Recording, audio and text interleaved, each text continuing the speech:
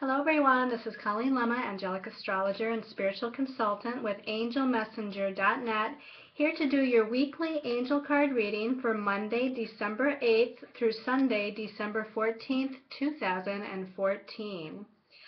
So the energy should be feeling a lot lighter lately because we've had a lot of planets that have moved out of Scorpio and into Sagittarius lately. Now we still have Saturn in Scorpio for a little while longer, although it also will go into Sagittarius later this month of December, but that Sagittarius energy is much more optimistic and inspiring and motivating. So you should be feeling now, as a lot of these planets, Mercury, Venus, the Sun, are now in Sagittarius, you should be feeling more uplifted and more energetic and more positive about moving forward in your life and taking steps to do so. Now, as far as the astrology of this week, it's pretty good actually. We start out with Monday with the Sun in Sagittarius coming up to meet Mercury in Sagittarius. So what does this mean? The Mercury and the Sun together are all about feeling confident and feeling independent and feeling very freedom-oriented. And it's about spirited communication. It's about having inspiring ideas that might come into your head and maybe communicating those ideas with other people to make them happen. So it would be a good time to have meetings. It's a good time to have group discussions. It's a good time to do what they call troubleshooting, to figure out what the next step is and what can be done to further yourself on your path or in your career or with your goals or even within family and relationships. Although now with Sagittarius energy, even though this is going to be highlighting kind of communication, and it's positive communication, but Sagittarius has a tendency to be very blunt and very to the point. So if we're talking about romantic relationships here, be ready for the truth to be told and not to be buffered, because this is a truth-seeking sign. It's a sign that, like I said, is very blunt and to the point with its communications. Now also on Monday the 8th, we have Jupiter, the planet of expansion and optimism and good luck and our belief systems, turning to retrograde motion. Now, because Jupiter is such a positive and beneficial energy, it's not going to be negative when Jupiter turns retrograde. You know how we have Mercury retrograde every once in a while, and we always we have a knowing or an understanding that when Mercury goes retrograde, there's certain miscommunications that might happen or certain flub-ups, if you will, with electronics or electrical things or with your car that might happen. With Jupiter retrograde, what happens with a retrograde is that the energy of the planet turns inward, okay? Now, Jupiter is about our belief systems, and so while Jupiter is retrograde, we're going to be internalizing and thinking about more on an internal level what our belief systems really are. What are your beliefs about yourself? What are your beliefs about your career, your life path, what you can or cannot accomplish? And so we're really going to be looking at a lot of those beliefs on more of an internal level. Now, Jupiter also rules expansion. We talk about it as being the expansion principle. Just because Jupiter goes retrograde doesn't mean that we're going to have the opposite of expansion. It might slow the expansion down a little bit, but it's okay because there's still positive things happening. It's Jupiter. You can never have Jupiter without something positive coming out of it. So don't be concerned about that. And Jupiter will be retrograde for a little while here. And so to me, with Jupiter retrograding back and going back over maybe some planets or some area of your chart that it's already gone through, just means that it's giving it almost a second chance to bring in beneficial, positive, abundance type of energies, because Jupiter does rule abundance and prosperity, not just financially, but in the way of bringing blessings into our lives. And so, to me, again, with Jupiter going retrograde, depending on what planets or what area of your chart it's going to retrograde in. It just gives us a second and then a third chance when Jupiter does go direct. It gives us more chances for that abundance and prosperity and blessings to come into our lives in some way. Okay. Now on Wednesday, we have Venus, the planet of love and relationships as well as money and finances, moving out of Sagittarius and going into Capricorn. Now, Venus in Sagittarius was much lighter and more freedom-oriented and to the point as far as speaking her truth or acting out of her truth. And whether this be finance or relationships, I feel like with Venus moving into Capricorn, which is more of a grounded sign, an earth sign, it deals more with practical matters, career matters, goals, and ambitions. I feel like Venus is more geared towards focusing on those earthly types of matters. Not that she's not going to function out of relationship, but Venus in Capricorn, as far as relationship, she's going to be more committed. She's going to be more grounded as far as what she wants, and it's almost like she settles down a little bit. She was very freedom-oriented relationship-wise in Sag. Now she's going to kind of settle down and get some roots here, grow some roots in regards to relationship matters. And like I said, she knows what she wants and she's going to go after it. Now in career, and this is where I think, Venus, while she's in Capricorn, is going to focus more on career, your goals and your ambitions. She's going to put more effort towards things. She's going to work towards things. She's going to take steps towards what she wants to manifest in life. So again, I feel like she's going to be putting more work and effort and determination towards her career ambitions and towards her goals as she travels through Capricorn the rest of this month. On Friday, Mercury, which is the planet of communication, is going to be in a positive aspect with Jupiter, which has just turned retrograde on Monday. But even so, again, even with Jupiter being in retrograde, I feel like this day is a very positive and optimistic day for positive communications, for positive ideas, for creative self-expression, because Mercury is in Sagittarius, which is a fire sign, very passionate and creative fire sign. Jupiter is in Leo, which rules creative self-expression, and Leo is another fire sign. So a lot of opportunities here, a lot of energies of creative communication and creative ideas coming forth on Friday. And then on Sunday, 2 days later, the Sun in Sagittarius also makes a positive aspect to Jupiter. So that theme just kind of continues for Friday, Saturday, Sunday, as far as inspiring confidence and ideas and positive thoughts. It's a great time to do some visualization work with positive thoughts, because you're going to feel much more uplifted. You're going to feel more lighthearted. You're going to feel more optimistic about how things are moving forward in your lives. Now, also on Sunday, we have the Pluto Uranus square, which is coming to a head. This is the 6th Pluto Uranus square. We have one more after this, which is going to occur in March of 2015. And so there is a backdrop of this intense transformation energy going on. Even though a lot of these things we talked about astrologically this week is very uplifting and inspiring, we still have Uranus squaring Pluto. And that's, again, it's been building up for quite some time. You're going to feel it definitely this week because it's coming to a head on Sunday or Monday, depending on what part of the world you're in. If you're in the United States, it's going to be Sunday night, about 10:14 p.m. Pacific time. If you are in the United States, but you're in the Eastern time zone, it happens actually on Monday, very early in the morning at 1:14 a.m. So you'll have to adjust that if you're in other parts of the world. But this Pluto-Uranus square, like I said, and that theme's going to continue the rest of the month of December. Just because it comes to a head Sunday the 14th doesn't mean it goes away.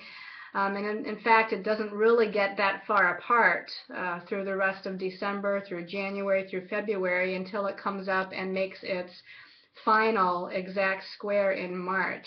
So we have a continued theme of transformation and redirection and changes, and this is on a big, big scale, although it also is in a certain area of your chart, so it's also going to affect you in a certain and individualized way. So we should probably get to using the cards before we get too long of this video. And we're going to use Doreen Virtue's Angel Tarot deck. And we're going to also use for the special message card. Oh, isn't that funny? I didn't even put stones out for your special message card. Okay, so for the special message card, we're going to use the Goddess Guidance Oracle cards. And I guess I'm going to just pick stones that are handy right here. And these are all stones that I meditate with regularly, so they're all very powerful stones. So your first stone is going to be selenite. Okay, this is a huge piece of selenite that I meditate with. Actually, all these stones I meditate with every day. So there's your selenite, and this is very good for connecting with your angels and guides. Actually, they all are in different ways. Your second stone of choice is going to be labradorite. And labradorite is an otherworldly stone. It's a gray stone, but it has kind of shimmers of blue or green in it, depending on which way you turn it. I don't know if you can really see that at all in the light that we have here today. But this is a stone of extraterrestrial nature, so good for getting in touch with otherworldly types of guides. And then the last stone of choice is going to be this clear quartz crystal point. But you can see that this one, actually, a lot of times when we have a quartz crystal point, it does come to an exact point. This one actually has a squared off point. So this one is feminine in nature, and I'm going to show you a difference here just so that you can see. This is the other quartz crystal point that I use to meditate, and it does have a very distinct point to it. So this one's more masculine, but Spirit told me to use the feminine one. So this is a feminine quartz crystal point, and this one actually is a Lemurian seed crystal too, because it's got those indentations on it, which is information, kind of ancient knowledge and information that's encoded within it. So those are your stones of choice: selenite, labradorite, or the feminine quartz crystal point. Okay, so let's give these a shuffle, and we're going to call in our angels, guides, master guides, teachers of the light, all of the archangels and the ascended masters, to bring forth whatever messages of guidance is in our highest and best interest to know for this week.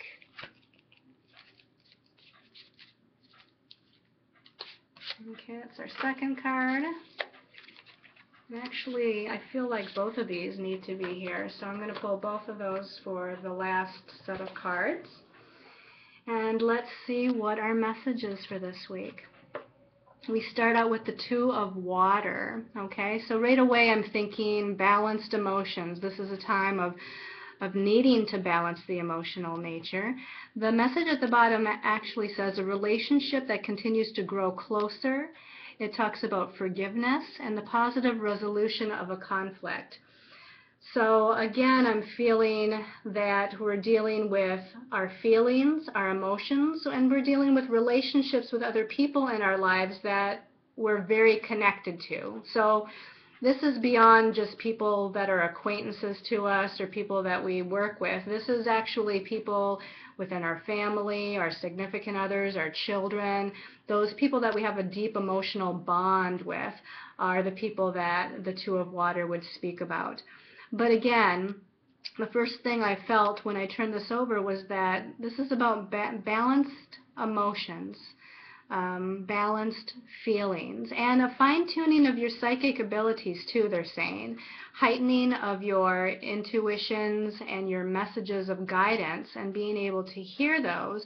The more balanced you are, the greater receptivity you're going to have to those messages of guidance that are coming to you from your angels or from the ascended masters. but let's turn over the second card and see what further information we can get. The Ace of Earth, okay? So we have the inflow of abundance, a promising business venture, and important documents or contracts. Okay, so this is, to me, they're speaking of a new beginning here, okay? A new beginning more on the material level with your goals, with your career, with your life path, with your projects, and an opportunity, just as the card says, for some sort of financial assistance or money that comes in. This is like the beginning of something, the start of something. So it may be something unexpected, they're saying, especially because of the Pluto Uranus square. Can bring something like an unexpected new beginning that you didn't know, or something with a project that you're currently working on and some sort of unexpected inflow of money or idea or something like that comes in. This doesn't just have to be money. This is about something that's tangible, and even an idea can be taken forth to become tangible. So I'm really feeling here that it's talking about like new starts and new beginnings through spiritual sensitivities, through heightening your fine-tuning your own psychic senses, like I said. That to me is one of the strong messages. Let's see what these last two cards are. We got the Knight of Fire and the Strength card. These are both very positive cards. So the Knight of Fire here says passionate, adventurous, self-assured, and restless. A sudden event that needs immediate attention. Time is of the essence, and think things through carefully. It's really interesting to me that we have almost one of every suit here. We have a water card to begin, an earth card in the middle, and a fire card here at the end. Now, I don't always necessarily look at, the first card as only being the beginning of the week, the second card the middle of the week, and so forth. I kind of usually read them all together unless my angels and guides tell me otherwise as far as the energy for the totality of the week. But anyway, I find it interesting because here we have earth, water, and fire represented here this week. And then, of course, we end with a major arcana. But to me, this is a conglomeration of a lot of energies. It's our feeling and emotional nature. It's our passion and creative nature, which is the fire card.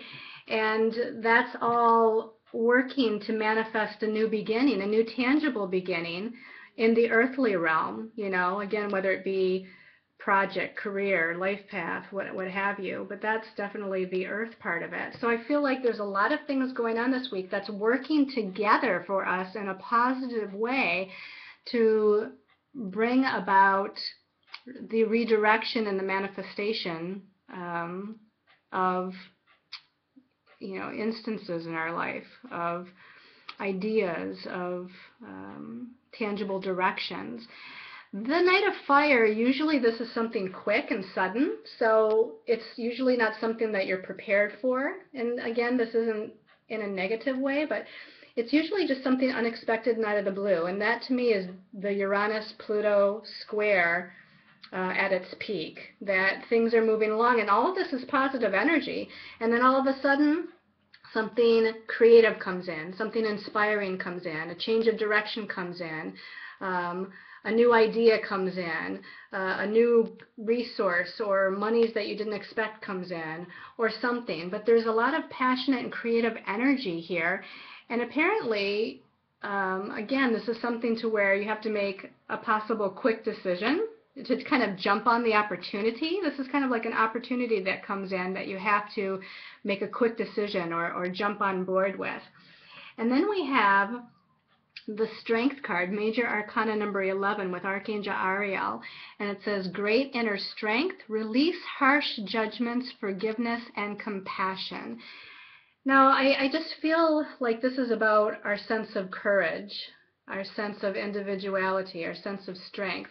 The number 11, being two number ones, is about the individual.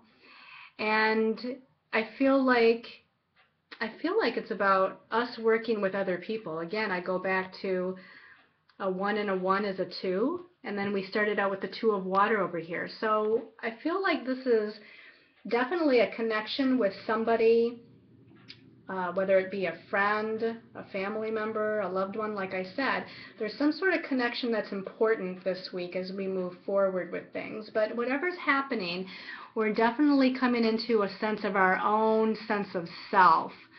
Again, to me, this angel, is spreading her wings, ready to fly. She's on a tiger, so it gives that semblance of power as you move forward. And I just think that this is definitely a very positive week as we all move forward to see what happens before we end out this year. So let's look at what your special message is depending on your stone of choice. So if you chose the selenite, whoops, this one here on the bottom, the selenite people, transformation. This is Butterfly Maiden with transformation. And it says, you are experiencing enormous change right now, which brings great blessings. So this is very positive. Again, that Pluto Uranus square is behind this, and there's going to be powerful changes that are taking place that catapult you into new beginnings. I feel like this deals with your creative endeavors, whatever those creative endeavors are. There's a lot of butterflies here that symbolize new birth. There's a lot of colorful energies in this card, to me, which symbolize creativity. And there's something new being born within you, or something new being born in your career, something new being born as far as the direction you want to go into. But I feel like you're internally going through some shifts, some energetic shifts that allow for the transformation that is needed for you to make that step forward. So that's a great card. Okay, let's see the people that chose the Labradorite. Give these another quick shuffle, and this one on the bottom wants to come out. This is another wonderful card. This is Sedna, and it says infinite supply. You are supplied for today and all of your tomorrows. So this to me is all about abundance and prosperity. And what your angels and guides want you to know here is that there's an infinite amount of blessings that can come to you, that will come to you. You have to stay in a place of faith and trust. You have to stay in a place of knowing that you're worthy of this infinite supply. And as you are secure within yourself and within who you are, that abundance and prosperity in the form of blessings, in the form of money, in the form of assistance from other people is going to come to you. So this is a wonderful card. I think that's very, very positive. Okay, and then for the people that chose the feminine Lemurian crystal, let's see what your message is. Okay, this one's actually sticking out calling to me. This one is Nematona with Sacred Space. And it says, create an altar or visit a power place to connect with the divine. I feel like it's really important for you to set aside time for meditation or prayer, to not just sit in meditation or prayer, but to actually, like it says, to create a special place for yourself. And your angels and guides are saying it doesn't matter if it's indoors or outdoors. If you can find a place out in nature, especially near water, I feel like that would be very special. But if you also just carve out a place for yourself indoors, again, a place that's uncluttered, a place that is organized, and a place that you're going to reserve for just prayer and meditation and, for special spiritual practice. Not a place where you're going to be eating or where you're going to be sleeping. It's got to be some place that's a little bit special, because I feel like they're talking about vortex of energy. The more you pray or meditate in this particular space, and again, it can even be outdoors, but the more you are in this special place, it's going to create a very powerful energy vortex, so that whenever you're in that sacred space and you're visualizing what you intend or putting out your intentions to the universe or to God, that's going to create an energy vortex that's going to become more and more and more powerful every time you use it. I feel like there needs to be special crystals there or brought there, candlelight, and using of essential oils perhaps when you're doing the meditation or prayer. Really make it kind of a ritual, if you will, a special kind of place to go by yourself, to be with yourself, to create what it is that you want to create.